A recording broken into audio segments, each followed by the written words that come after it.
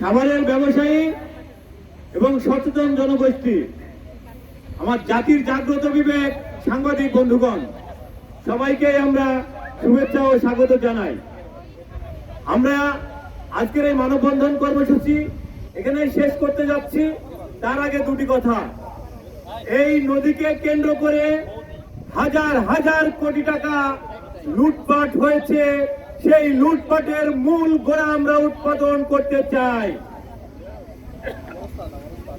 সম্মানিত সুধী, আপনারা জানেন এই সাভার এলাকায় নদীকে কেন্দ্র করে যত ট্যানারির বর্জ্য, শিল্প বর্জ্য এবং মনুষ্য বর্জ্য সবকিছু এই নদীতে ফেলা হচ্ছে। তাহলে আমরা বর্জ্য ব্যবস্থাপনার জন্য একটি সঠিক রোডম্যাপ চাই।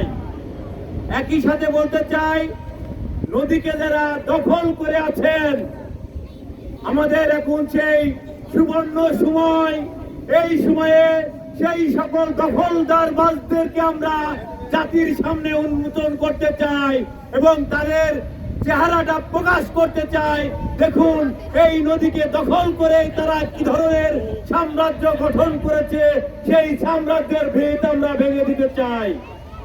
এই জন্য সাভারের যে তরুণ প্রজন্ম, সাভারের যে ছাত্র জনতা, সকলকে আমরা সাধুবাদ জানাই। সাভারের যে মূল সমস্যা, এই সমস্যাকে কেন্দ্র করে আমরা আগামী দিনে এই অন্তর্বর্তী সরকারকে একটি রোডম্যাপ দিতে চাই যে আসুন, সাভারের নদীকে বাঁচাতে চাই, সাভারের জনগণকে বাঁচাতে চাই, সাভারের ছাত্র জনতাকে বাঁচাতে চাই এবং এই নদীকে কেন্দ্রিক যাদের আত্মজীবিকা নির্বাহ করে তাদেরকে আমরা বাঁচাতে চাই। তাই বলতে চাই, আজকের এই মানববন্ধন শুধু নদী দিবস উপলক্ষেই শেষ নয়।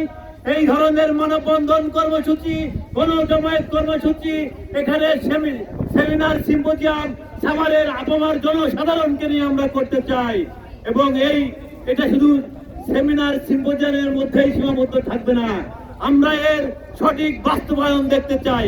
আগামীকালকে আমাদের এই নদী দিবস উপলক্ষে যে পানি ভবনে আমাদের জাতীয় একটি সেমিনার আছে, সেখানে আমাদের পরিবেশ, বন ও জলবায়ু পরিবর্তন বিষয়ক যে উপদেষ্টা জনাপা, উনি থাকবেন। ওনার সামনে সাভারের যে সমস্যা, এই সমস্যাটা আপনাদের পক্ষ থেকে সীমান্ত সিরাজ সেখানে তুলে ধরবেন। আমরা বিশ্বাস করি যে সাভারের এই সমস্যা আমরা কার্যকরী একটি সমাধানের উদ্যোগ আমরা দেখতে পারবো। এই বলেই আজকের এই মানববন্ধন কর্মসূচি এখানে সমাপ্তি ঘোষণা করছি এবং সকলকে ধন্যবাদ আপনারা অংশগ্রহণ করার জন্য।